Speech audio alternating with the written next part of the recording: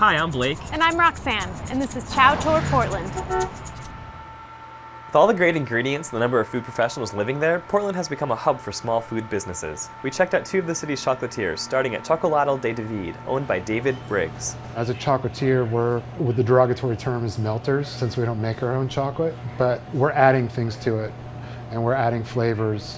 David makes some chocolates that are more traditional, but he's known for his unconventional savory combinations. Some of the weirder things that I do, the chèvre ganache, the blue cheese. I make a pig's blood ganache every Halloween and Valentine's Day. There's a lot of, oh, I never heard of that before, to this shouldn't be combined with chocolate. How could you do such a thing? It's not necessarily about being weird and different, that it's actually about creating a unique chocolate. As far as the truffles go, I like having a balance and not having something so dominant that the chocolate can't be tasted. And I use Xocolatl predominantly, and they're a Swiss producer. The 3 varieties that I use from them are their Grand Cru line. It's the best of their best.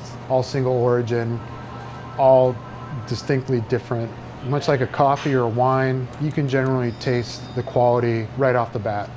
Chocolate's very versatile. I treat it as a food, not as a candy. The truffle was intense, barely sweet, with a faint hint of blue cheese, which actually was really good paired with chocolate.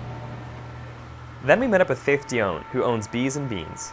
I've worked as a professional pastry chef for 10 years, and I still found myself on bad days eating bad candy. And I mean, really it started as I have the skills, so I'm gonna make my own candy bars, and before long it became a hobby business. Portland is great because they do let somebody like me work out of my kitchen. It cuts my overhead a lot, and it's a real incubator for my business. Faith's honey bar is insanely good. It's made with honey, caramel, nougat, and filberts. The honey is a really important ingredient because honey is the invert sugar, which takes the place of corn syrup. And also buying my honey locally from a small farmer means that those bees are working to help our food supply. So for this one, I chose to not put my nuts in my caramel. I just leave it smooth and chewy. That's how I like it.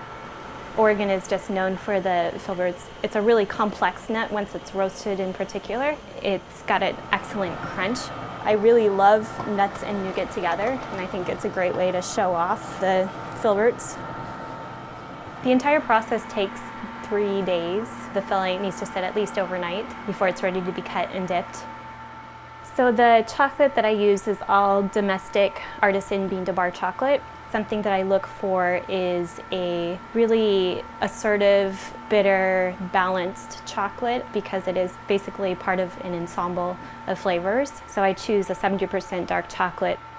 My bars are not at all cerebral. I came from high-end restaurants where, there's a certain thrill in changing people's minds about things and challenging the way they're thinking. But I want it to be something that everybody's going to enjoy, just really delightful to people and never confusing.